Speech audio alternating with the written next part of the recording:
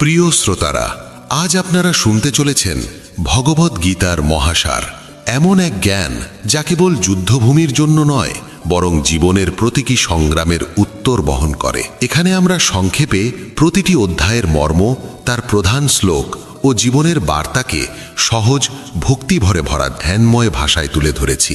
এটি কেবল একটি শাস্ত্র নয়, এটি আত্মার যাত্রা, মোহ থেকে মোক্ষের পথে, বিভ্রান্তি থেকে বোধের দিকে। শ্রীকৃষ্ণের প্রতিটি উপদেশ আমাদের কর্তব্য, ভক্তি ও জ্ঞানের পথে এগিয়ে নিয়ে যায়। তাই আসুন মনকে শান্ত করি এবং হৃদয় দিয়ে শ্রীকৃষ্ণের দিব্য বাণী শ্রবণ করি। ভগবদ গীতা অধ্যায় 1, অর্জুন বিষাদ যোগ। শোনো হে সাধক, যুগ যুগ আগে ধর্ম ও অধর্ম মুখোমুখি দাঁড়িয়েছিল কুরুক্ষেত্রের পবিত্র ভূমিতে, সেই ভূমি যেখানে সত্য, ধর্ম ও কর্মের চূড়ান্ত সিদ্ধান্ত হতে চলেছিল। সেই মুহূর্তেই মানবজাতি লাভ করেছিল ঈশ্বরের অমর উপদেশ, শ্রীমদ্ ভগবত গীতা। রাজা ধৃতরাষ্ট্র ছিলেন চোখে অন্ধ, কিন্তু তার থেকেও বেশি অন্ধ ছিলেন অন্তরের জ্ঞানে। তিনি তার সারথি সঞ্জয়কে জিজ্ঞাসা করলেন, ধর্মক্ষেত্রে কুরুক্ষেত্রে সমবেত যুৎসব মামকাহ পাণ্ডবাশ্চানিব কিমকুর্বত সঞ্জয়া। হে সঞ্জয়, ধর্মভূমি কুরুক্ষেত্রে আমার পুত্রেরা ও পাণ্ডবদের পুত্রেরা যুদ্ধের জন্য একত্রিত হয়ে কি করল? সঞ্জয় বললেন, রাজন, পাণ্ডবদের সেনাবাহিনী যখন ব্যূহ রচনা সম্পন্ন করল, তখন দুর্যোধন তার গুরু দ্রোণাচার্যের কাছে গেল। সে বলল, হে আচার্য, পাণ্ডুপুত্রদের এই বিশাল সেনাবাহিনী দেখুন, যেটি আপনারই বুদ্ধিমান শিষ্য দ্রুপদ পুত্র ধৃষ্টদ্যুম্ন সাজিয়েছে। এরপর সে এক এক করে তাদের বীর যোদ্ধাদের দিকে ইঙ্গিত করল। ভীম, অর্জুন, সাত্যকী, বিরাট, ধৃষ্টকেতু, কাশীরাজ, পুরুজিৎ, কুন্তিভোজ, শৈব সবাই মহাপরাক্রমশালী। তারপর সে বলল, গুরুদেব, আমাদের পক্ষেও রয়েছেন আপনি নিজে, ভীষ্ম পিতামহ, কর্ণ, কৃপাচার্য, অশ্বত্থানা, বিকর্ণ এবং অসংখ্য বীর যোদ্ধা। তার কণ্ঠ ছিল উচ্চ, কিন্তু অন্তরে ছিল সংশয়। ঠিক তখনই কুরুবংশের জ্যেষ্ঠ ধর্মাত্মা যোদ্ধা ভীষ্ম পিতামহ সিংহনাদের মতো গর্জন করে শঙ্খ বাজালেন। তার শঙ্খনাদে দিক দিগন্ত কেঁপে উঠল। যুদ্ধের আগুন তখন জ্বলে ওঠার জন্য প্রস্তুত।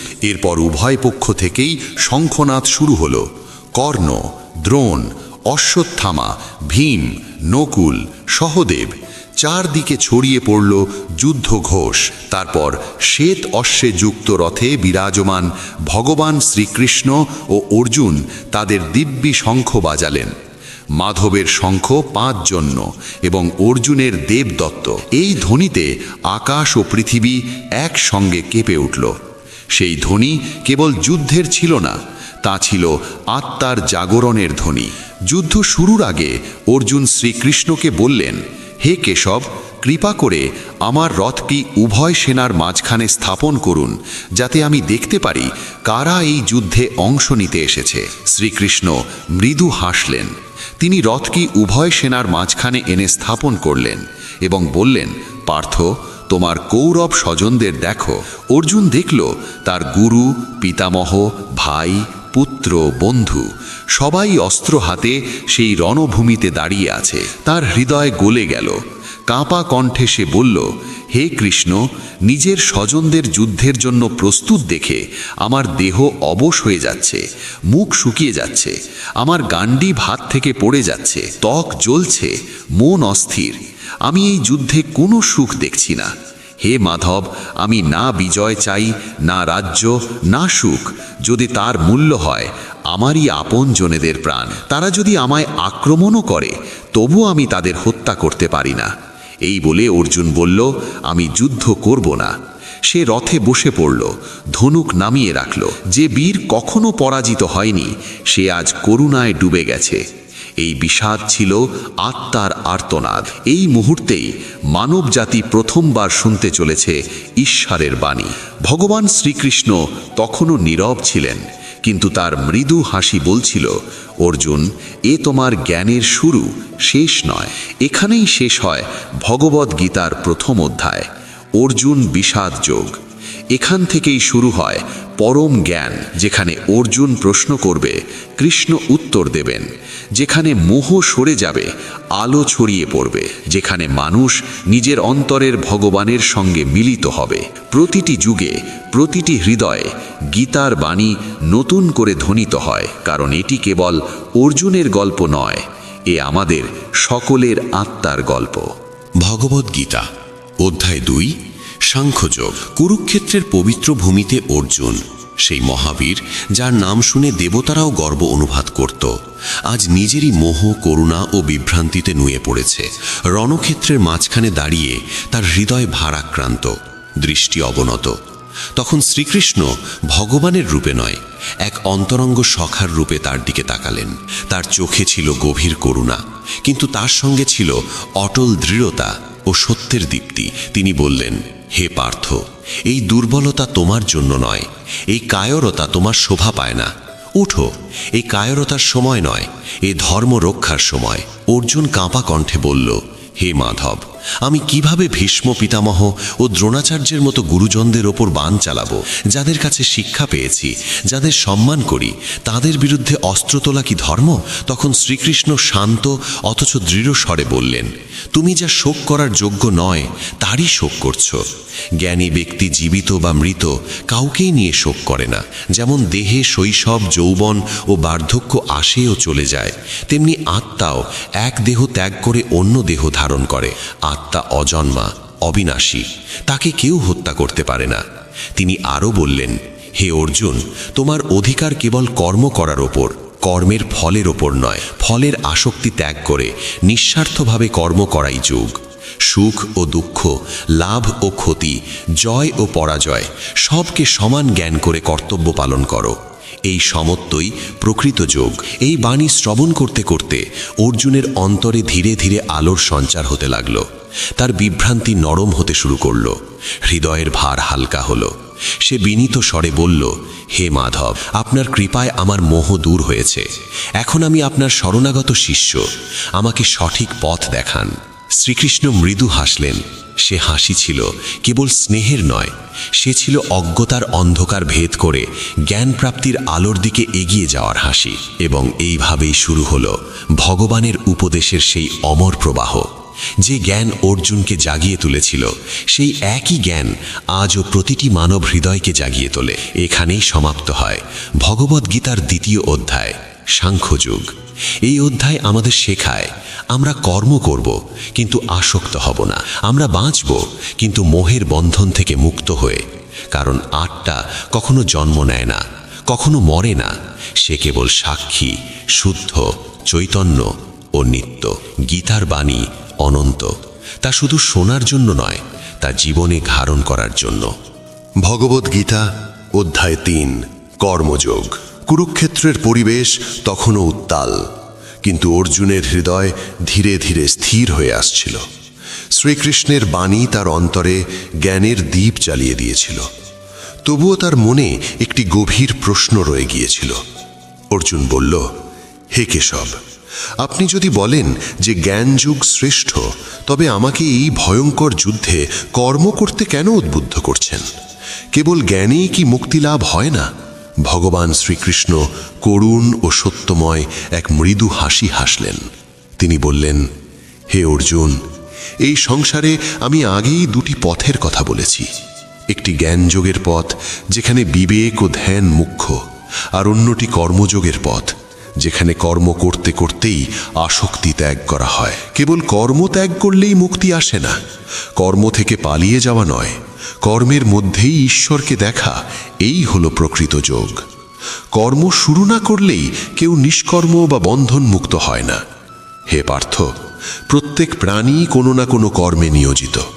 প্রকৃতির গুণই তাকে কর্মে প্রবৃত্ত করে। মানুষ এক মুহূর্ত নিষ্ক্রিয় থাকতে পারে না।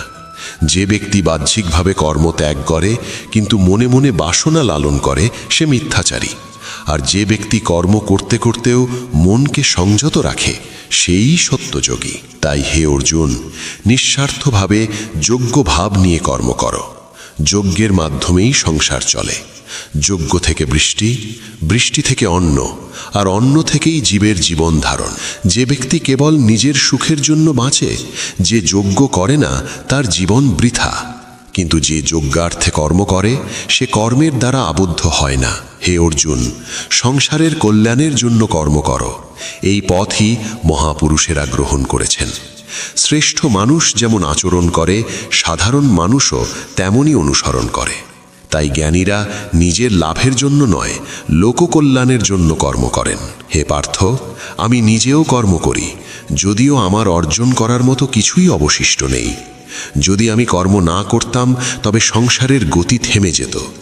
মূর্খরা কর্মফলের প্রতি আসক্ত থাকে, কিন্তু জ্ঞানী ব্যক্তি আসক্তি ত্যাগ করে কর্ম করে এবং লোককে বিভ্রান্ত না করে সঠিক পথ দেখায়। কর্ম ও গুণ প্রকৃতির দ্বারাই সম্পন্ন হয়, কিন্তু অজ্ঞ মানুষ অহংকারে ভাবে আমিই কর্তা। যে ব্যক্তি নিজের কর্ম ঈশ্বরের কাছে অর্পণ করে সে পাপ থেকে মুক্ত হয়, আর যে ফলকে নিজের বলে ধরে নেয় সে বন্ধনে আবদ্ধ হয়। তাই হে অর্জুন, নিজের স্বধর্ম পালন করো। অন্যের ধর্ম যতই আকর্ষণীয় হোক না কেন তা তোমার জন্য কল্যাণকর নয়। এখন অর্জুন নীরব। তার চোখে আর করুণা নয়, জ্ঞানের আলো।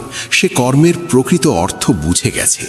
ভগবান বললেন, হে পার্থ, তোমার সমস্ত কর্ম আমার প্রতি সমর্পণ করো, আসক্তি ত্যাগ করো। সত্যযোগী সংসারে থেকেও অন্তরে শান্ত থাকে। কাম ও ক্রোধ মানুষের সবচেয়ে বড় শত্রু। তারা জ্ঞানকে অগ্নির মতো ভস্ম করে দেয়। ইন্দ্রিয়কে সংযত করো, মনকে স্থির করো এবং বিবেক দিয়ে কর্ম করো। যে নিজের মনকে জয় করতে পারে সেই প্রকৃত যোদ্ধা। সে কর্ম করেও কর্মে আবদ্ধ হয় না। অর্জুন তখন উপলব্ধি করল, কর্মই পূজা, কর্তব্যই সাধনা, নিঃস্বার্থ কর্মই মুক্তির দ্বার। সে বলল, হে মাধব, এখন আমার সমস্ত বিভ্রান্তি দূর হয়েছে। আমি আপনার বাণী অনুসরণ করব। শ্রীকৃষ্ণ মৃদু হাসলেন এবং বললেন, কর্ম করো, কিন্তু ফলের আকাঙ্ক্ষা করো না। এটাই কর্মযোগ, এটাই জীবনের ধর্ম। এইভাবেই সমাপ্ত হল ভগবদ্গীতার 3য় অধ্যায়, কর্মযোগ। এই অধ্যায় আমাদের শেখায় কর্ম থেকে পালানো নয়, কর্মের মধ্যেই ঈশ্বরকে খুঁজে পাওয়াই সত্য সাধনা। যখন কর্ম অহংকার মুক্ত হয় তখন তা সেবায় পরিণত হয়। সেবা যখন প্রেমে রূপ নেয় তখন তা যোগ হয়, আর যোগ যখন স্থির হয় তখন তা মুক্তি হয়ে ওঠে। ভগবদ্গীতা অধ্যায় 4, জ্ঞান কর্ম সন্ন্যাস যোগ। কুরুক্ষেত্রের ভূমিতে জ্ঞানের প্রবাহ থেমে থাকে না। অর্জুনের হৃদয়ে এখন গভীর শ্রদ্ধা। সে মন দিয়ে শুনতে চায়, আর ভগবান শ্রীকৃষ্ণ ধীরে করুণার সঙ্গে কথা বলতে শুরু করেন, যেন স্বয়ং ঈশ্বর তার প্রিয় ভক্তকে অন্তরের সত্য বোঝাচ্ছেন। তিনি বলেন, হে অর্জুন, এই অমর যোগ আমি প্রথমে সূর্যদেব বিবস্থানকে বলেছিলাম। বিবস্থান মনুকে বললেন, মনু ইক্ষ্বাকুকে জানালেন। এইভাবে গুরু শিষ্য পরম্পরায় এই যোগ পৃথিবীতে প্রচলিত ছিল, কিন্তু কালের প্রবাহে এই জ্ঞান মানুষের স্মৃতি থেকে লুপ্ত হয়ে যায়। আজ আমি সেই প্রাচীন যোগই তোমাকে আবার দিচ্ছি, কারণ তুমি আমার ভক্তও বটে, আবার সখাও বটে। অর্জুন বিস্মিত হয়ে জিজ্ঞেস করল, হে ভগবান, আপনি তো বর্তমান কালের মানুষ, আর সূর্যদেব বিবস্বান তো অতি প্রাচীন। তাহলে আপনি তাকে এই জ্ঞান কিভাবে দিলেন? শ্রীকৃষ্ণ মৃদু হাসলেন। তার দৃষ্টিতে করুণা ও অসীম শান্তির দীপ্তি। তিনি বললেন, হে অর্জুন, তুমি ও আমি বহু জন্ম গ্রহণ করেছি, সেসব আমার জানা আছে। কিন্তু তুমি জানো না, যখনই ধর্মের হানি হয় এবং অধর্ম বৃদ্ধি পায় তখনই আমি নিজেকে প্রকাশ করি, সাধুদের রক্ষা করতে, দুষ্টুদের বিনাশ করতে এবং ধর্ম প্রতিষ্ঠার জন্য আমি যুগে যুগে অবতার গ্রহণ করি। হে অর্জুন, যে ব্যক্তি আমার জন্ম ও কর্মকে দিব্য বলে জানে সে দেহত্যাগের পর আমাকে লাভ করে এবং আর পুনর্জন্ম গ্রহণ করে না। কর্ম থেকে কেউই মুক্ত নয়, কিন্তু যে ব্যক্তি কর্মকে ঈশ্বরের উদ্দেশ্যে সমর্পণ করে সে কর্মবন্ধন থেকে মুক্ত হয়। প্রকৃত সন্ন্যাস মানে কর্মত্যাগ নয়, কর্মফলের আসক্তি ত্যাগ করা। যোগ্য ভাব নিয়ে নিঃস্বার্থভাবে কর্ম করাই মুক্তির পথ। যে ব্যক্তি জ্ঞান সমৃদ্ধ সে কর্মের মধ্যেই অকর্ম দেখতে পায় এবং অকর্মের মধ্যেই কর্মকে উপলব্ধি করে। সেই প্রকৃত যোগী, যে আসক্তিহীন, অহংকার শূন্য ও ঈশ্বরে সমর্পিত। তার প্রতিটি কর্ম যজ্ঞে পরিণত হয়। তার কাছে কর্মই পূজা। জ্ঞান সেই অগ্নির মতো, যা সমস্ত কর্মবন্ধনকে ভস্ম করে দেয়। যেমন প্রজ্বলিত অগ্নি কাঠকে দগ্ধ করে ছাই করে দেয়, তেমনি জ্ঞান অজ্ঞতা ও কর্মফলের বন্ধনকে পুড়িয়ে দেয়। তাই হে অর্জুন, জ্ঞানের আশ্রয় নাও। এই জ্ঞানের সমতুল্য পবিত্র কিছুই এই জগতে নেই। কিন্তু এই জ্ঞান লাভ করতে পারে কেবল সেই ব্যক্তি যার হৃদয়ে গভীর শ্রদ্ধা রয়েছে। যে সংশয়ে ডুবে থাকে সে না সুখ পায় না শান্তি। হে অর্জুন, তুমি কাউকেই দোষ দেবে না, কারণ তুমি সকল প্রাণীর মধ্যেই আমাকে দেখতে পাবে। যে এই জ্ঞান লাভ করে তার হৃদয়ে আর কখনো টলে না। সে সংসারের মাঝেও স্থির ও শান্ত থাকে। কিন্তু যে ব্যক্তি সংশয়ী ও অশ্রদ্ধাশীল, সে নিজেই নিজের বিনাশের পথে এগিয়ে যায়। তাই জ্ঞানের তলোয়ার দিয়ে হৃদয়ে জন্ম নেওয়া অজ্ঞতার সংশয় কেটে ফেলো। বিশ্বাস করো এবং কর্ম করো। যোগে প্রতিষ্ঠিত হয়ে নিজের ধর্মের পথে উঠে দাঁড়াও, কারণ কর্মই তোমার ধর্ম। এইভাবেই সমাপ্ত হয় ভগবদ্গীতার ৪র্থ অধ্যায়, জ্ঞান কর্ম সন্ন্যাস যোগ। ভগবদ্গীতা অধ্যায় ৫, কর্ম সন্ন্যাস যোগ। কুরুক্ষেত্রের পবিত্র ভূমিতে সেই সংলাপ অব্যাহত থাকে গভীর ও শান্ত সুরে। অর্জুন এখন আরও মনোযোগ দিয়ে শুনছে। তার হৃদয় শান্ত, কিন্তু একটি প্রশ্ন এখনও রয়ে গেছে। সে শ্রীকৃষ্ণের দিকে তাকিয়ে বিনীত কণ্ঠে জিজ্ঞেস করে, হে কেশব, কখনো আপনি বলেন জ্ঞান শ্রেষ্ঠ, আবার কখনো বলেন কর্ম শ্রেষ্ঠ। দয়া করে স্পষ্ট করে বলুন, এই দুয়ের মধ্যে কোন পথটি অধিক উত্তম? শান্ত অথচ দীপ্ত কণ্ঠে শ্রীকৃষ্ণ মৃদু হাসলেন। সে হাসিতে করুণা ছিল, ছিল পরিপূর্ণ জ্ঞানের আলো। তিনি বললেন, হে অর্জুন, কর্মসন্ন্যাস ও কর্মযোগ উভয়ই মুক্তির পথ, কিন্তু কর্মযোগ অর্থাৎ কর্ম করতে করেও আসক্তিহীন থাকা সন্ন্যাসের চেয়েও শ্রেষ্ঠ। যে ব্যক্তি না কাউকে ঘৃণা করে, না কোনো কিছুর প্রতি আসক্ত হয়, যে কর্মের মধ্যেও শান্ত থাকে, সেই প্রকৃত সন্ন্যাসী। সত্যিকারের ত্যাগী সে নয় যে সংসার ছেড়ে চলে যায়। সত্যিকারের ত্যাগী সে যে মনের আসক্তি ত্যাগ করতে পারে। হে পার্থ, বোঝো, কর্ম নিজে কখনো বন্ধন নয়। বন্ধন সৃষ্টি করে কেবল মনের আসক্তি। যদি তুমি তোমার সমস্ত কর্ম ঈশ্বরকে অর্পণ করো, তবে কর্ম করতে করেও তুমি মুক্ত থাকবে। জ্ঞানী ব্যক্তি জানে সে আসলে কিছুই করছে না। ইন্দ্রিয় সমূহেই ইন্দ্রিয়ের বিষয়ে ক্রিয়া করছে। প্রকৃতি তার গুণের দ্বারা কাজ করছে। সে কেবল নির্লিপ্ত সাক্ষী। যে ব্যক্তি কর্মের ফল ঈশ্বরকে সমর্পণ করে, সে পাপ থেকে মুক্ত থাকে, যেমন জলে থেকেও পদ্ম পাতা ভিজে না। হে অর্জুন, যোগী ব্যক্তি সর্বত্র আত্মাকে দেখে। বিদ্যা ও বিনয়ে পরিপূর্ণ ব্রাহ্মণ, গাভী, হাতি, কুকুর বা চণ্ডাল, সবার মধ্যেই সে একই আত্মাকে উপলব্ধি করে। যে সমদর্শী সেই প্রকৃত জ্ঞানী। এমন মানুষ প্রিয় বস্তু পেয়ে উল্লসিত হয় না, অপ্রিয় বস্তু পেয়ে বিচলিত হয় না, কারণ সে জানে সবই ঈশ্বর। হে পার্থ, যে ব্যক্তি ইন্দ্রিয় সংযমী, যে মনকে আত্মায় স্থিত করতে পারে, সে পরম শান্তি লাভ করে। কিন্তু যে ইন্দ্রিয়ের দাস, সে কখনোই শান্তি পায় না। প্রকৃত ত্যাগ মানে বাইরের কিছু ত্যাগ করা নয়, নিজের ভেতরের আমি বোধকে ত্যাগ করাই প্রকৃত ত্যাগ। যখন আমি বিলীন হয়, তখন ব্রহ্মই অবশিষ্ট থাকে। শ্রীকৃষ্ণের মধুর কণ্ঠে আবার ধ্বনিত হয়, হে অর্জুন, যে ব্যক্তি সমস্ত কর্ম আমার মধ্যে সমর্পণ করে এবং শ্রদ্ধা ভরে আমাকে ভজে, সে কখনো কর্মবন্ধনে আবদ্ধ হয় না। যে আমাকে সর্বত্র দেখে এবং সব কিছুকে আমার মধ্যেই দেখে, সে কখনো আমার থেকে বিচ্ছিন্ন হয় না। আমিও কখনো তার থেকে দূরে থাকি না। যে নিজের সুখ দুঃখকে সকলের সুখ দুঃখের সঙ্গে এক করে দেখে, সেই প্রকৃত যোগী। হে পার্থ, যে মনোসংযমী, যে নিজের কর্ম ঈশ্বরকে অর্পণ করে, সে শান্তি লাভ করে। আর যে কর্মের ফল চায়, সে চিরকাল বন্ধনেই আবদ্ধ থাকে। সত্যযোগী সেই যে অন্তরে শান্ত, বাইরে কর্মরত এবং প্রতিটি মুহূর্তে ঈশ্বরে প্রতিষ্ঠিত। এমন ব্যক্তির কর্ম পূজায় পরিণত হয়, তার বাক্য প্রার্থনায় রূপ নেয়, আর তার জীবন হয়ে ওঠে ঈশ্বরের প্রকাশ। ভগবদ্গীতা অধ্যায় 6 ধ্যান যোগ।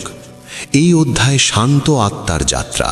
এখানে শ্রীকৃষ্ণ অর্জুনকে শেখান কে প্রকৃত যোগী, কিভাবে মনকে বশে আনতে হয়, আর ধ্যানের মাধ্যমে ঈশ্বর সাক্ষাৎ কিভাবে সম্ভব। যুদ্ধ এখনো শুরু হয়নি, কিন্তু অর্জুনের দৃষ্টি বাইরের রণক্ষেত্র ছেড়ে ভেতরের জগতে প্রবেশ করেছে। সে বিনীতভাবে জিজ্ঞেস করে, হে মাধব, কখনো আপনি বলেন কর্ম করো, আবার কখনো বলেন ধ্যানই সর্বোচ্চ পথ। দয়া করে বলুন, এই দুইয়ের মধ্যে কোনটি শ্রেষ্ঠ? শ্রীকৃষ্ণ হাসলেন। সে হাসি যেন আলো হয়ে অর্জুনের মনে ছড়িয়ে পড়ল। তিনি বললেন, হে অর্জুন, যে ব্যক্তি কর্মফলের আশা ত্যাগ করে নিজের কর্তব্য পালন করে, সেই প্রকৃত যোগী ও সন্ন্যাসী। আগুন ও কর্ম ত্যাগ করলেই কেউ যোগী হয় না। কর্ম থেকেই ধ্যানের সূচনা। কর্মযোগে মন শুদ্ধ হয়, আর শুদ্ধ মনই ধ্যানের যোগ্য হয়। হে অর্জুন, মানুষ নিজেই নিজের উন্নতি করতে পারে, আবার নিজেই নিজের পতনের কারণ হতে পারে। কারণ মনই তার বন্ধু, মনই তার শত্রু। যে নিজের মনকে জয় করেছে, তার জন্যে মনই সবচেয়ে বড় বন্ধু। আর যে মনকে জয় করতে পারেনি, তার জন্যে সেই মনই সবচেয়ে বড় শত্রু। যে ব্যক্তি শীত উষ্ণ, মান অপমান, সুখ দুঃখ সব কিছুতে সমান থাকে, সেই প্রকৃত যোগী। এরপর শ্রীকৃষ্ণ ধ্যানের রহস্য প্রকাশ করেন। যোগীর উচিত একটি পরিষ্কার শান্ত স্থানে স্থির আসন স্থাপন করা, না খুব উঁচু না খুব নিচু। সেখানে বসে শরীর, মস্তক ও গ্রীবা সোজা রেখে দৃষ্টি স্থির করবে এবং মনকে ঈশ্বরের দিকে একাগ্র করবে। যখন সাধক ইন্দ্রিয় সংযমের মাধ্যমে মনকে স্থির করে, তখন সে আত্মার দর্শন লাভ করে। এমন এক আনন্দ যা না ইন্দ্রিয় থেকে আসে, না সংসার থেকে। হে অর্জুন, যোগ সেই ব্যক্তির নয় যে অতিরিক্ত খায় বা একেবারেই খায় না, যে খুব বেশি ঘুমায় বা একেবারেই ঘুমায় না। যোগ মধ্যম পথে, সংযমে। নিয়মিত অভ্যাসে যখন যোগী মনকে স্থির করে, তখন তার মন নিস্তব্ধ প্রদীপের মতো হয়ে যায়। যেমন বাতাসহীন স্থানে দীপশিখা অচঞ্চল থাকে। সেই অবস্থায় সে সর্বত্র এক আত্মাকেই দেখে। সকল ভেদের অবসান ঘটে। অর্জুন তখন বলল, হে মাধব, এই যোগ খুব কঠিন মনে হয়। মন তো বড়ই চঞ্চল।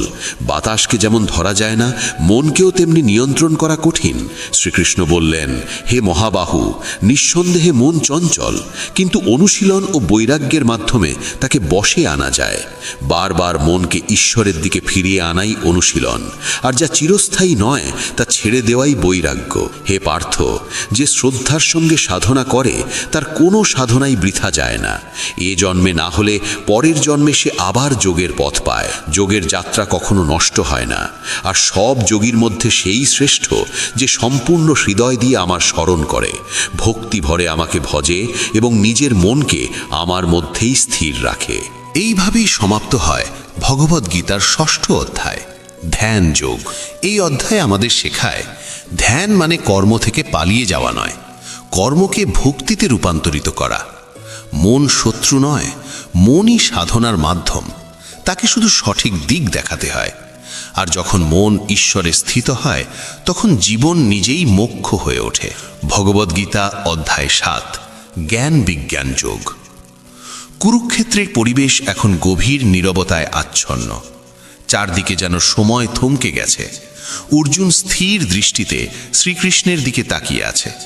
তার মন শান্ত, কিন্তু জিজ্ঞাসা আরও গভীর হয়ে উঠেছে। সে জানতে চায়, এই সৃষ্টি কি, ঈশ্বর কোথায়, আর তাকে কিভাবে সত্যরূপে জানা যায়। তখন শ্রীকৃষ্ণ করুণ ও দৃঢ় কণ্ঠে বললেন, হে পার্থ, মনকে আমার সঙ্গে যুক্ত করো, আমার শরণ গ্রহণ করে যোগের অনুশীলন করো। তখন তুমি আমাকে সম্পূর্ণরূপে জানতে পারবে। এখন আমি তোমাকে সেই জ্ঞান দিচ্ছি যা জানার পর আর কিছু জানার বাকি থাকে না। এই জ্ঞান শুধু বুদ্ধির বিষয় নয়, এ অনুভবের। যে এটি লাভ করে, তার সব সংশয় চিরতরে দূর হয়ে যায়। হাজার মানুষের মধ্যে একজন সিদ্ধির জন্য চেষ্টা করে, আর সেই সিদ্ধদের মধ্যেও খুব কমই আমাকে সত্যরূপে জানতে পারে। কারণ এই সমগ্র সৃষ্টি আমারই শক্তিতে পরিব্যাপ্ত। এই পৃথিবী, জল, অগ্নি, বায়ু এবং আকাশ, এই সমস্তই আমার প্রকৃতির রূপ। ভূমি, জল, অগ্নি, বায়ু, আকাশ, মন, বুদ্ধি এবং অহংকার, এই 8টি উপাদান আমার অপরা প্রকৃতি, আর এদের অন্তরে যে চেতনা বিরাজমান সেটি আমার পরা প্রকৃতি। এই 2 প্রকৃতির দ্বারাই সমগ্র জগৎ পরিচালিত। একটি স্থূল, যা দৃশ্যমান, আর একটি সূক্ষ্ম, যা জীবন দান করে। আমি সেই চেতনা যা সকলকে সচল রাখে, যা প্রতিটি নিঃশ্বাসে, প্রতিটি হৃদস্পন্দনে প্রবাহিত হয়।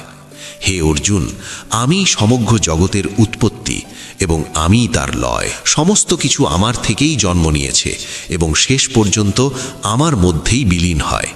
যে জ্ঞানী এই সত্য উপলব্ধি করে সে অন্তর থেকে আমার ভক্ত হয়। যে ব্যক্তি সর্বদা এই জ্ঞান ধারণ করে ও আমার ভাবনায় স্থিত থাকে সেই ভক্তই প্রকৃত জ্ঞানী। সে আমার প্রাণের সমান প্রিয়। 4 প্রকার মানুষ আমাকে ভজনা করে: আর্ত, জিজ্ঞাসু, অর্থপ্রার্থী এবং জ্ঞানী। হে অর্জুন, এদের মধ্যে জ্ঞানীই আমার কাছে সর্বাধিক প্রিয়, কারণ সে কেবল লাভ বা দুঃখের জন্য নয়, প্রেমের বন্ধনে আমার সঙ্গে যুক্ত থাকে।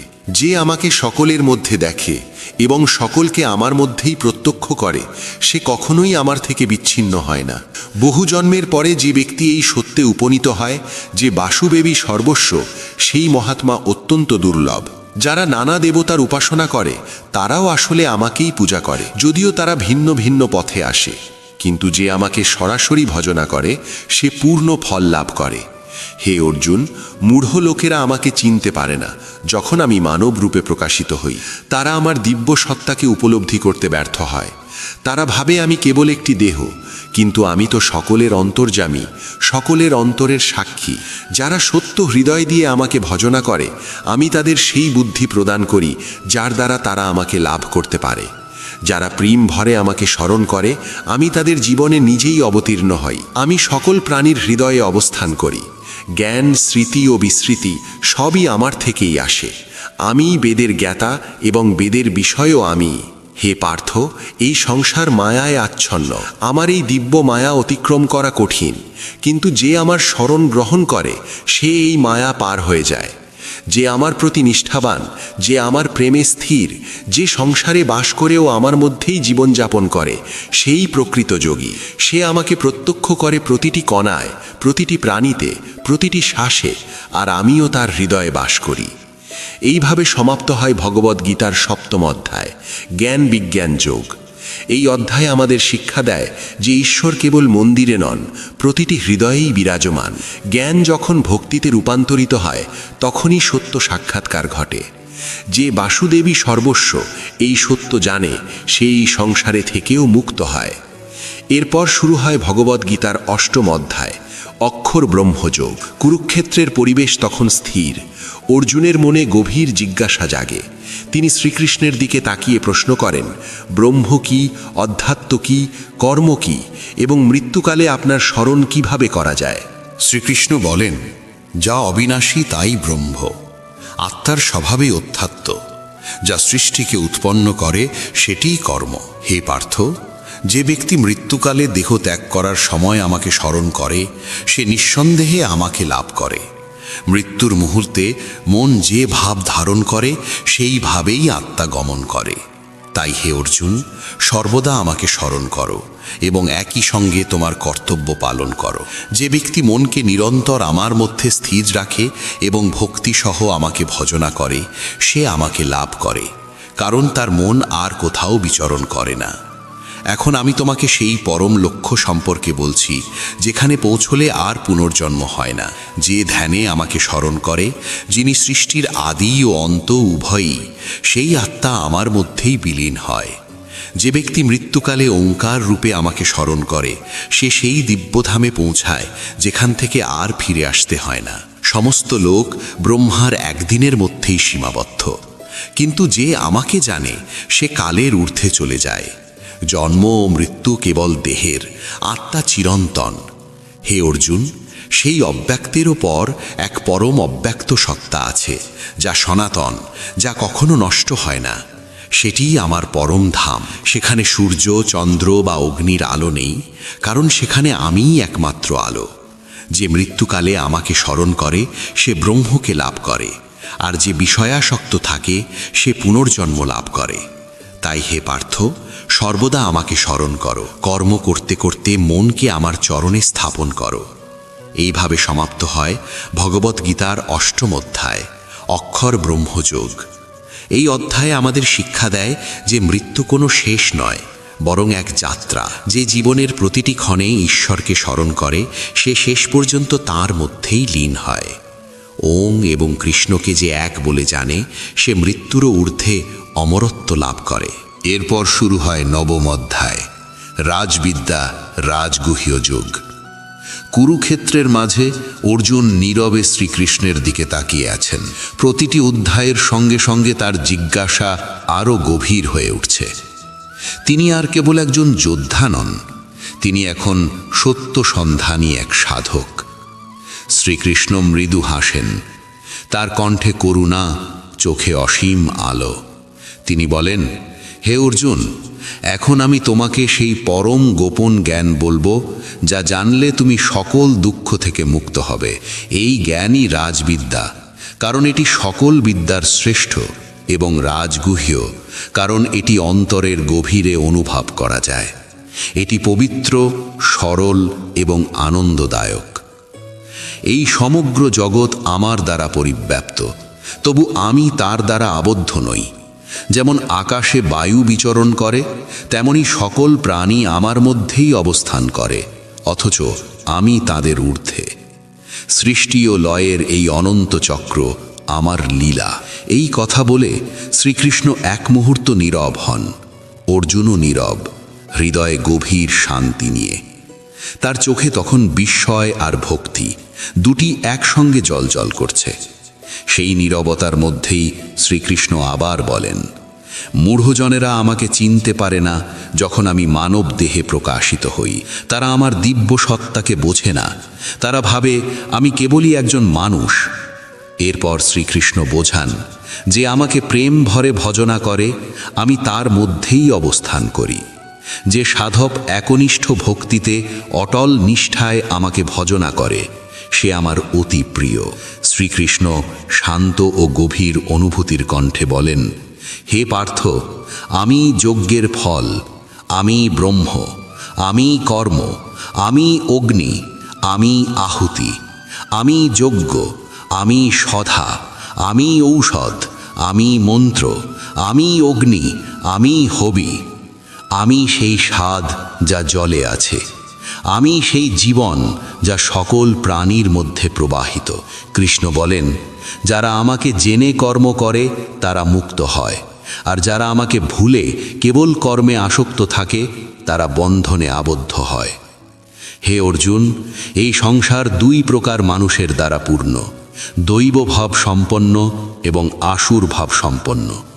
দৈব ভাবের মানুষ আমাকে জানে ও ভজনা করে, আর আসুর ভাবের মানুষ আমাকে অস্বীকার করে। তারপর শ্রীকৃষ্ণ প্রেম ভরে বলেন, যে সাধক সাধুভাবে দৃঢ় ব্রতে আমাকে ভজনা করে, যে শ্রদ্ধার সঙ্গে আমার নাম জপ করে, সে আমার কাছে সর্বাধিক প্রিয়। এমনকি যারা পাপাচারীও, তারাও যদি সত্য হৃদয়ে আমার স্মরণ করে তবে তারাও আমার স্মরণে এসে পবিত্র হয়ে যায়। কারণ যে ভক্তি সহকারে আমার নাম জপ করে সে অচিরেই ধর্মাত্মা হয়ে ওঠে। শ্রীকৃষ্ণ আরও বলেন, হে পার্থ, নারী, বৈশ্য, শূদ্র কিংবা যে কেউ, এমনকি যারা পাপজনী বলেও পরিচিত, যদি আমার শরণ গ্রহণ করে তবে তারাও পরম গতি লাভ করে। হে অর্জুন, সর্বদা আমাকে স্মরণ করো, আমার ভজন করো, আমার পূজা করো এবং আমাকে প্রণাম করো। মনকে আমার মধ্যে স্থাপন করো, আমার ভক্ত হও, আমাকে যোগ্যরূপে গ্রহণ করো, আমাকে নমস্কার করো। এইভাবে তুমি আমার কাছেই আসবে। হে অর্জুন, যে ভক্তি সহকারে আমাকে পূজা করে, যে প্রেম ভরে আমার নাম স্মরণ করে, যে আমাকে জল, ফল, ফুল বা একটি পাতা পর্যন্ত অর্পণ করে, আমি তার সেই ভক্তিকে গ্রহণ করি। এই অধ্যায়ে আমাদের শেখায় ঈশ্বর কোনো কর্ম, জাতি বা যজ্ঞে নয়, বরং খাঁটি প্রেম ও ভক্তিতেই প্রসন্ন হন। ভক্তিই সর্বোচ্চ জ্ঞান এবং এটাই জীবনের সর্বাধিক গূঢ় রহস্য। এইভাবে সমাপ্ত হয় ভগবদ্গীতার ৯ম অধ্যায়, রাজবিদ্যা রাজগুহ্য যোগ। এই অধ্যায় আমাদের জানায় যে পরমাত্মা প্রতিটি হৃদয়ে বিরাজমান। সত্য ভক্তিতে কোনো ভেদাভেদ নেই, প্রতিটি আত্মাই তার সন্তান, আর প্রেমই সর্বশ্রেষ্ঠ রাজবিদ্যা। এরপর শুরু হয় ভগবদ্গীতার 10ম অধ্যায়, বিভূতিযোগ। কুরুক্ষেত্রের মুহূর্ত স্থির হয়ে আসে। অর্জুন গভীর মনোযোগে শ্রীকৃষ্ণের মুখের দিকে তাকিয়ে থাকে, যেখানে করুণা ও তেজ একসঙ্গে প্রকাশিত। সে বলে, হে জনার্দন, এখন আমি আপনার সেই রূপ জানতে চাই যার দ্বারা আমি আপনাকে সম্পূর্ণরূপে চিনতে পারি। আপনি কোন কোন রূপে এই সৃষ্টিতে বিরাজ করছেন? শ্রীকৃষ্ণ বলেন, হে অর্জুন, এখন আমি তোমাকে আমার দিব্য বিভূতিগুলির কথা বলবো, যা আমার মহিমারই অংশ। তবে জেনে রেখো হে পার্থ, এই বিভূতির কোনো শেষ নেই। সব কিছুর উৎপত্তি, স্থিতি ও লয় সবই আমার থেকেই হয়। দেবতা ও মহর্ষিদেরও আমি আদি উৎস। যে আমাকে এইভাবে জানে, সে দৃঢ় ভক্তিতে আমার আরাধনা করে। যারা জ্ঞান সমৃদ্ধ হয়ে প্রেম ভরে আমাকে ভজনা করে, আমি তাদের হৃদয়ে অবস্থান করি এবং তাদের বিবেক আলোকিত করি। আমি সকলের উৎস। যে আমাকে ভালোবাসে সে সৃষ্টির রহস্য জানতে পারে। হে পার্থ, এখন আমার বিভূতিগুলি শোনো, যেগুলির দ্বারা এই সমগ্র জগৎ পরিপূর্ণ।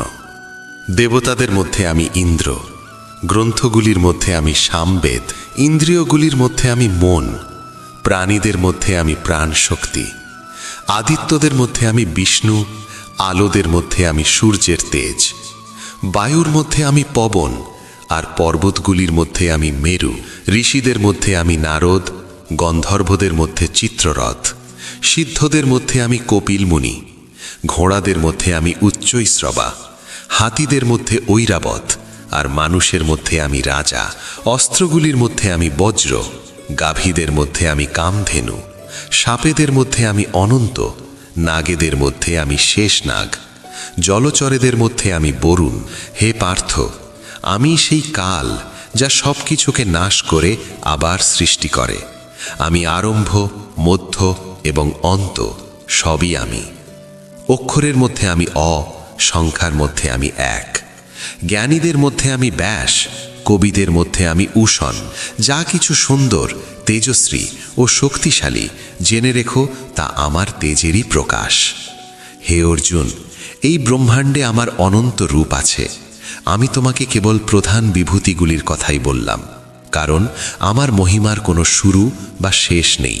অর্জুনের চোখে অশ্রু ভরে ওঠে।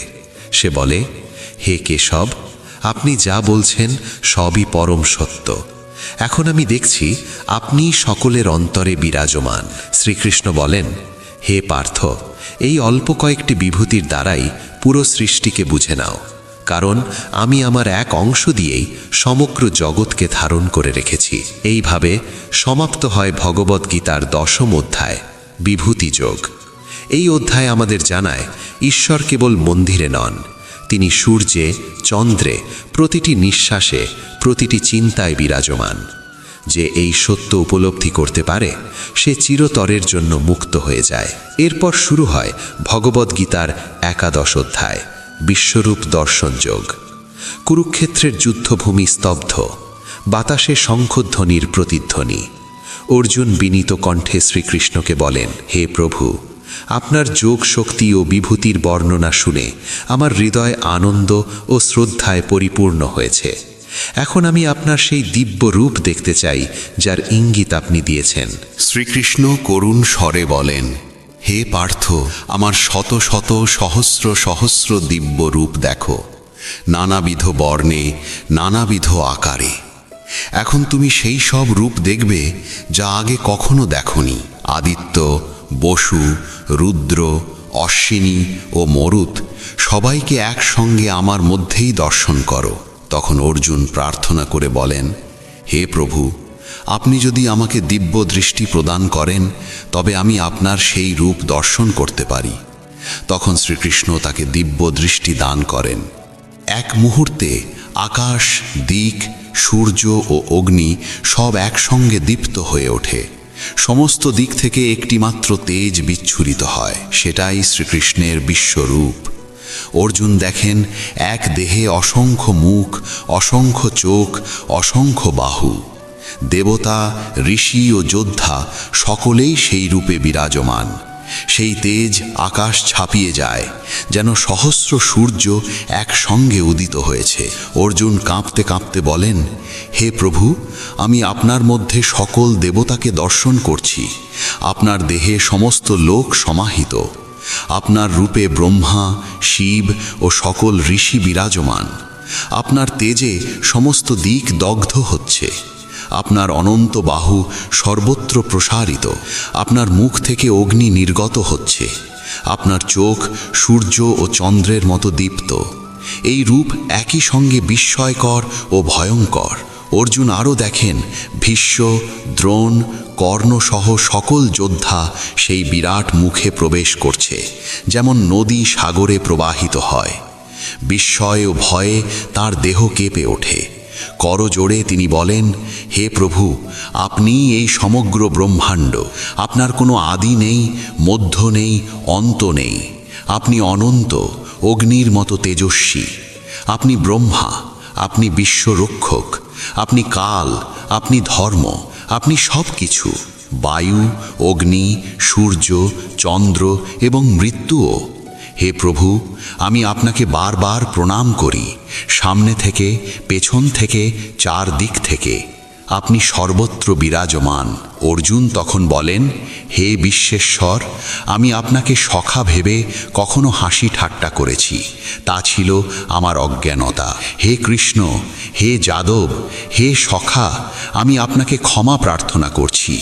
অজ্ঞানতাবশত আবেগের বশে আপনাকে যা কিছু বলেছি তার জন্য আমাকে ক্ষমা করুন।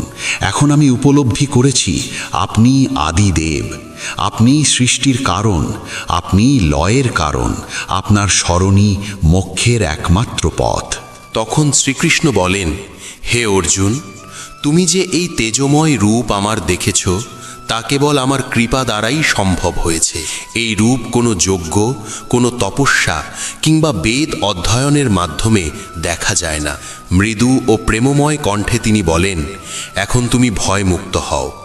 এই রূপ দর্শনে যে বিস্ময় তোমার হৃদয়ে জন্মেছে তা ত্যাগ করো। এখন আমি আবার আমার সেই মধুর সৌম্য রূপে প্রকাশিত হচ্ছি। অর্জুন দেখেন ধীরে ধীরে সেই বিরাট রূপ লুপ্ত হয়ে যাচ্ছে।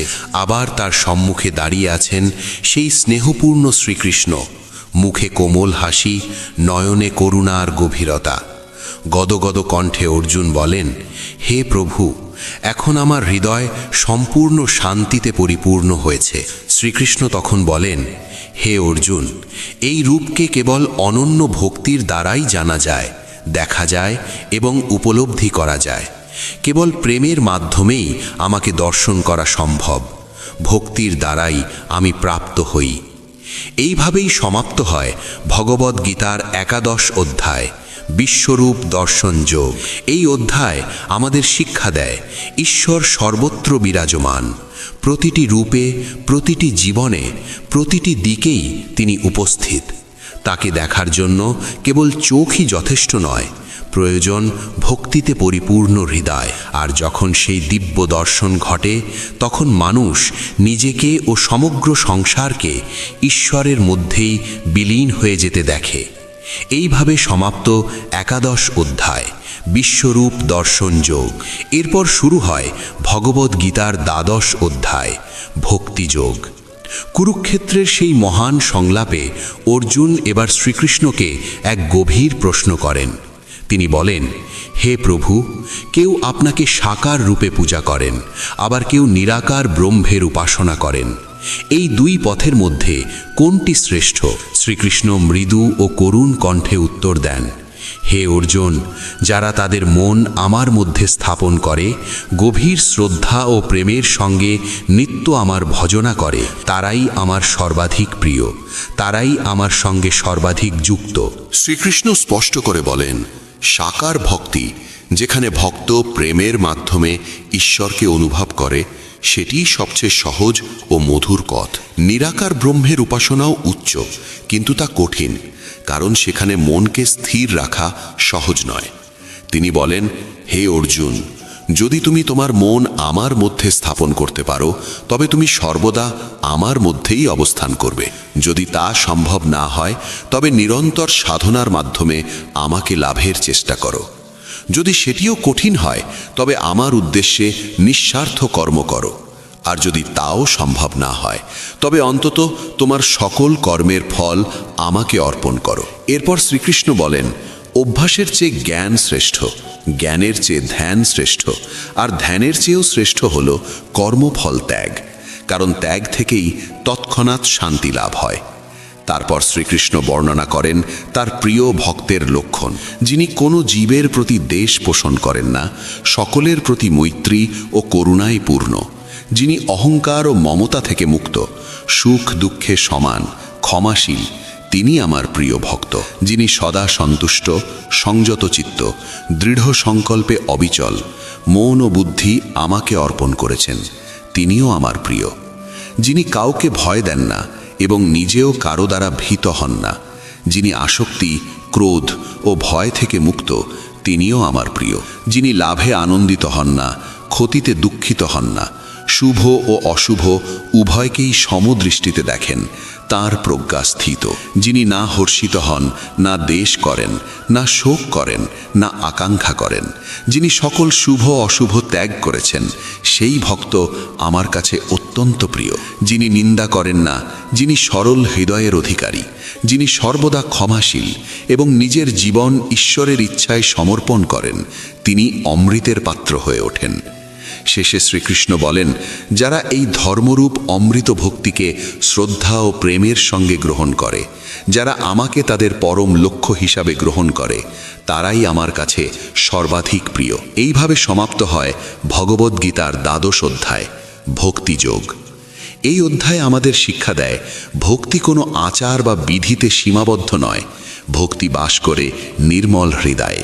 যখন আমরা দ্বেষ, অহংকার ও ভয় ত্যাগ করি, তখন প্রেম নিজে থেকেই প্রকাশিত হয়, আর সেই প্রেম, সেই ভক্তি ঈশ্বরকে প্রত্যক্ষভাবে অনুভব করায়। ভক্তির দ্বারাই আমাকে জানা যায়, এই চিরন্তন সত্যই এখানে প্রকাশ পায়। এরপর শুরু হয় ভগবদ্গীতার ১৩ অধ্যায়, ক্ষেত্র ক্ষেত্রজ্ঞ বিভাগযোগ। কুরুক্ষেত্রের সেই পবিত্র মুহূর্তে অর্জুন বিনীতভাবে শ্রীকৃষ্ণকে জিজ্ঞাসা করেন, হে কেশব, আমি জানতে চাই ক্ষেত্র কি, ক্ষেত্রজ্ঞ কে, জ্ঞান কি এবং জ্ঞেয় কি? শ্রীকৃষ্ণ গভীর ও শান্ত কণ্ঠে বলেন, হে কৌন্তেয়, এই শরীরই ক্ষেত্র নামে পরিচিত, আর যে এই শরীরকে জানে তাকেই ক্ষেত্রজ্ঞ বলা হয়, অর্থাৎ আত্মা। যেমন একজন কৃষক তার ক্ষেতের যত্ন নেয়, তেমনি আত্মা এই দেহরূপ ক্ষেত্রের তত্ত্বাবধান করে। কিন্তু দেহ নিত্য পরিবর্তনশীল, আর আত্মা শাশ্বত, অচল ও চেতনা স্বরূপ। শুধু দেহকে জানা প্রকৃত জ্ঞান নয়, বরং এই উপলব্ধি যে আমি দেহ নই, আমি দেহের ব্রাতা, এই বোধই সত্য জ্ঞান। শ্রীকৃষ্ণ বলেন, হে ভারত, সকল দেহে যে ক্ষেত্রজ্ঞ বিরাজমান, সে আমি নিজেই। ক্ষেত্র ও ক্ষেত্রজ্ঞের এই জ্ঞানকেই আমি প্রকৃত জ্ঞান বলে মানি। তিনি আরও বলেন, এই দেহ গঠিত হয়েছে পঞ্চমহাভূত, অহংকার, বুদ্ধি, অব্যক্ত প্রকৃতি, 10 ইন্দ্রিয় ও তাদের বিষয় দ্বারা। কাম, ক্রোধ, লোভ, সুখ ও দুঃখ, এই সমস্তই ক্ষেত্রের ধর্ম। কিন্তু আত্মা যে এগুলোকে জানে, সে অবিনাশী, তার জন্ম নেই, মৃত্যু নেই, সে নির্লিপ্ত সাক্ষী, সে চেতনা। এরপর শ্রীকৃষ্ণ বলেন, অহংকারহীনতা, দম্ভের ত্যাগ, অহিংসা, ক্ষমা, সরলতা, গুরুর সেবা, পবিত্রতা, স্থিরতা ও আত্মসংযম, এই সবই জ্ঞান। ইন্দ্রিয় সংযম, মোহত্যাগ, সুখ দুঃখে সমতা, ভক্তিতে দৃঢ়তা, একান্ত চর্চা এবং জন্ম মৃত্যুর রহস্য নিয়ে গভীর চিন্তন, এই প্রকৃত জ্ঞান। শেষে শ্রীকৃষ্ণ বলেন, এখন আমি তোমাকে সেই জ্ঞেয় তত্ত্ব বলছি, যাকে জেনে মানুষ অমরত্ব লাভ করে। সেই পরমাত্মা অনাদি, অনন্ত, সর্বব্যাপী, অথচ সর্বোপরি। তার হাত পা, চোখ মুখ সর্বত্র বিস্তৃত। তিনি সকল দিকেই বিরাজমান। তিনি আলোরও আলো, কিন্তু তিনি নিজে অদৃশ্য। তিনি হৃদয়ের অন্তঃস্থলে অবস্থান করেন এবং সেখান থেকেই সকলকে চেতনা দান করেন। তিনি জ্যোতিরও জ্যোতি, অন্ধকারের অতীত, সেই পরম আলো। যে ব্যক্তি উপলব্ধি করে যে সকল জীবের মধ্যে একই আত্মা বিরাজমান এবং সকল জীব সেই এক আত্মাতেই অবস্থিত, সেই সত্যিকার অর্থে জ্ঞানী। যে ব্যক্তি সর্বত্র সমান আত্মভাব দর্শন করে, সে নিজের দ্বারাই নিজের বিনাশ ঘটায় না। যে এই সত্য উপলব্ধি করে যে প্রকৃতিই কর্তা আর আত্মা কেবল নির্লিপ্ত সাক্ষী, সে সকল ভ্রান্তি থেকে মুক্ত হয়। আর যে জানে যে আত্মা কখনো জন্মায় না, কখনো মরে না, কোনো কর্মেই লিপ্ত হয় না, সেই প্রকৃত মুক্ত। শ্রীকৃষ্ণ অন্তে বলেন, যখন মানুষ প্রত্যেক জীবের ভিন্নতা সত্ত্বেও তাদের সকলকে এক পরম সত্তায় অবস্থিত দেখে এবং সেই এক সত্তা থেকেই সকল বিস্তার লাভ করছে বলে উপলব্ধি করে, তখন সে ব্রহ্মপ্রাপ্ত হয়। এইভাবেই সমাপ্ত হয় ভগবদ্গীতার 13 অধ্যায়, ক্ষেত্র ক্ষেত্রজ্ঞ বিভাগযোগ। এই অধ্যায় আমাদের শিক্ষা দেয় দেহ কেবল একটি উপকরণ, আত্মাই তার জ্ঞাতা। যখন আমরা উপলব্ধি করি যে আমি দেহ নই, আমি আত্মা, তখন ভয়, লোভ ও দুঃখ লুপ্ত হয়। আর যখন আত্মা নিজের পরম উৎসকে চিনে ফেলে, তখন সেই অবস্থাই মোক্ষ। ওম। যে নিজেকে জানে সেই পরমাত্মাকেও জানে। এরপর শুরু হয় 14 অধ্যায়, গুণত্রয় বিভাগযোগ। এই অধ্যায় আমাদের বোঝায় কিভাবে সত্য, রজ ও তম এই 3 গুণ সমগ্র সৃষ্টিতে পরিব্যাপ্ত, কিভাবে তারা আমাদের চিন্তা, কর্ম ও ভাগ্যকে প্রভাবিত করে এবং কিভাবে এদের ঊর্ধ্বে উঠে আত্মা মুক্ত হতে পারে।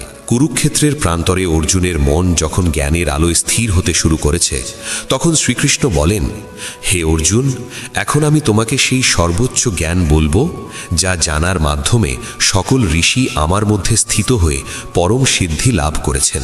এই জ্ঞান লাভ করলে মানুষ জন্ম মৃত্যুর বন্ধন থেকে মুক্ত হয়ে ব্রহ্মপ্রাপ্ত হয়। হে ভারত, এই মহৎ ব্রহ্মই আমার প্রকৃতি। আমি তাতে চেতনার বীজ স্থাপন করি এবং সেখান থেকেই সমস্ত প্রাণীর উৎপত্তি হয়। শ্রীকৃষ্ণ ব্যাখ্যা করেন, এই প্রকৃতি 3 গুণে গঠিত, সত্য, রজ ও তম। এই 3 গুণই মানুষের কর্ম, চিন্তা ও অনুভূতিকে বেঁধে রাখে। সত্যগুণ শুদ্ধতা ও আলোর প্রতীক।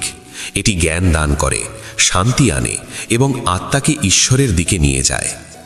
রজগুণ কর্ম, বাসনা ও আসক্তির প্রতীক। এটি মানুষকে কর্মফলের বন্ধনে আবদ্ধ করে, কারণ এর স্বভাবেই গতি ও লালসা রয়েছে। আর তমগুণ অজ্ঞান ও জড়তার প্রতীক। এটি মোহ সৃষ্টি করে, বিবেককে আচ্ছন্ন করে এবং আত্মাকে অলসতা ও অন্ধকারে আবদ্ধ রাখে। শ্রীকৃষ্ণ বলেন, হে অর্জুন, এই 3 গুণই সমস্ত জীবকে বেঁধে রাখে। যখন সত্য বৃদ্ধি পায়, তখন মনে আলো, করুণা ও আনন্দ জাগে। যখন রজগুণ প্রবল হয়, তখন মানুষ কর্ম, সংগ্রাম ও বাসনার জালে জড়িয়ে পড়ে। আর যখন তমগুণ বৃদ্ধি পায়, তখন অলসতা, মোহ ও অন্ধকার গ্রাস করে। যে কর্মফলের সঙ্গে আবদ্ধ থাকে সে রাজসিক, যে মোহে আচ্ছন্ন সে তামসিক, আর যে শান্তিতে প্রতিষ্ঠিত সে সাত্ত্বিক। শ্রীকৃষ্ণ আরও বলেন, দেহান্তে সাত্ত্বিক ব্যক্তি উচ্চ লোক লাভ করে, রাজসিক ব্যক্তি পুনরায় কর্মফলের বন্ধনে ফিরে আসে, আর তামসিক ব্যক্তি অজ্ঞানাবস্থায় পুনর্জন্ম লাভ করে। কিন্তু যে ব্যক্তি এই 3 গুণকে অতিক্রম করে, সে জন্ম, মৃত্যু, জরা ও দুঃখ থেকে মুক্ত হয়ে অমৃতত্ব লাভ করে। অর্জুন প্রশ্ন করেন, হে প্রভু, যিনি গুণাতীত তাকে কিভাবে চেনা যায়?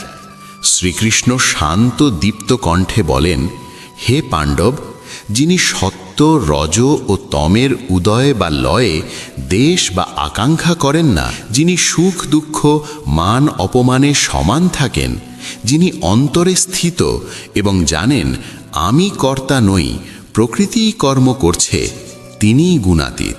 অর্জুন আবার প্রশ্ন করেন, হে প্রভু, এমন ব্যক্তি কিভাবে আপনাকে লাভ করে? শ্রীকৃষ্ণ করুণা ভরে বলেন, যে ব্যক্তি অনন্য ভক্তিযোগে আমাকে সেবা করে, সে এই 3 গুণ অতিক্রম করে ব্রহ্মভাব প্রাপ্ত হয়। আমি সেই ব্রহ্মের ভিত্তি, যিনি অমর, অবিনাশী, শাশ্বত ধর্ম এবং পরম আনন্দস্বরূপ। এইভাবে সমাপ্ত হয় ভগবদ্গীতার 14 অধ্যায়, গুণত্রয় বিভাগযোগ। এই অধ্যায় আমাদের শিক্ষা দেয় সৃষ্টির প্রতিটি কর্মে সত্য, রজ ও তমের খেলা চলে।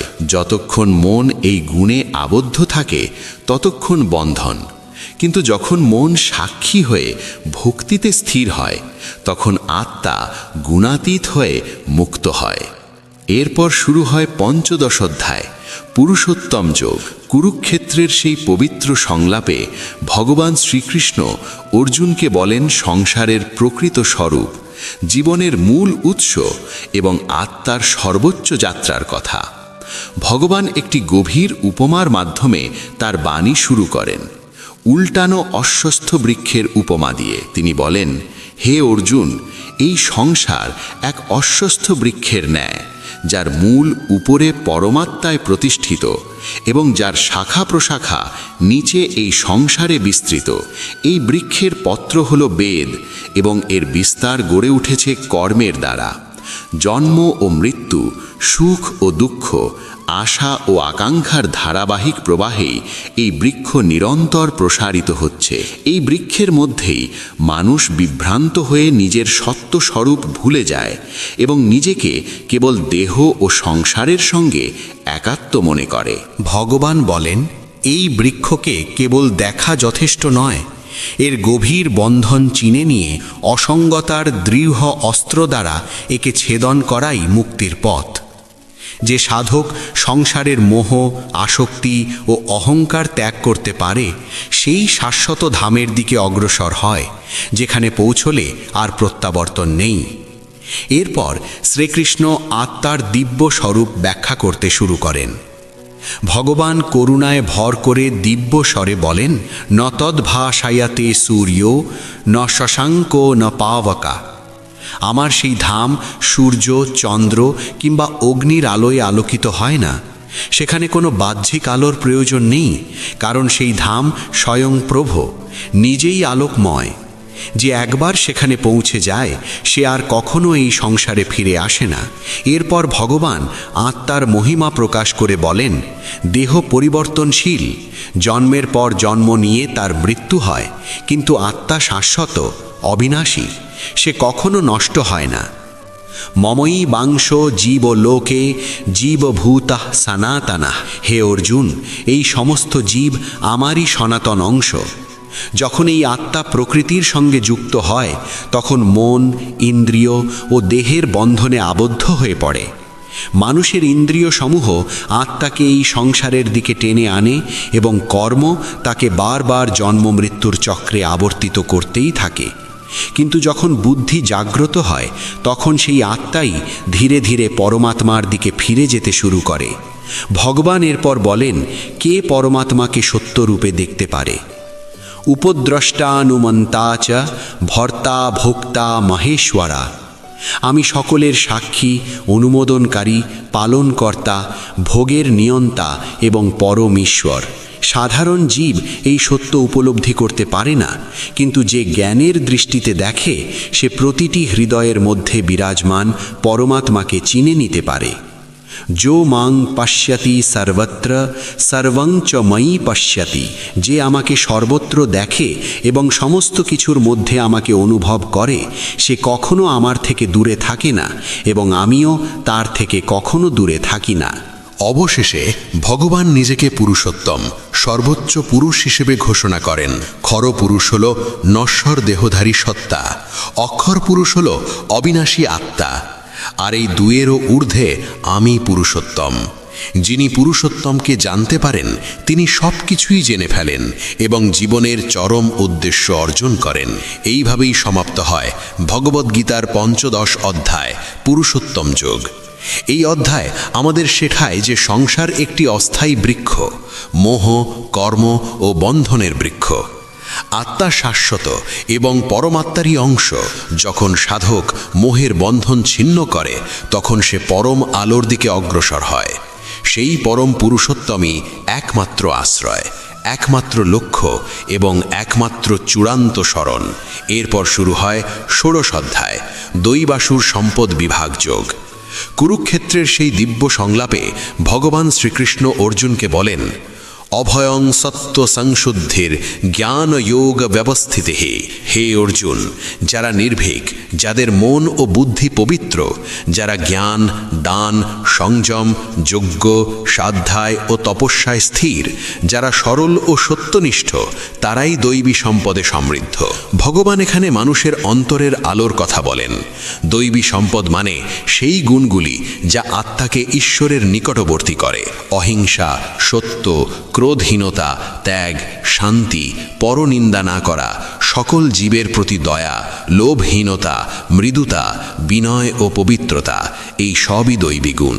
যিনি এই গুণে প্রতিষ্ঠিত, তিনি অহংকার ও দেশ থেকে মুক্ত হন এবং সকলের মধ্যে ঈশ্বরেরই অংশ দেখতে পান। কিন্তু শ্রীকৃষ্ণ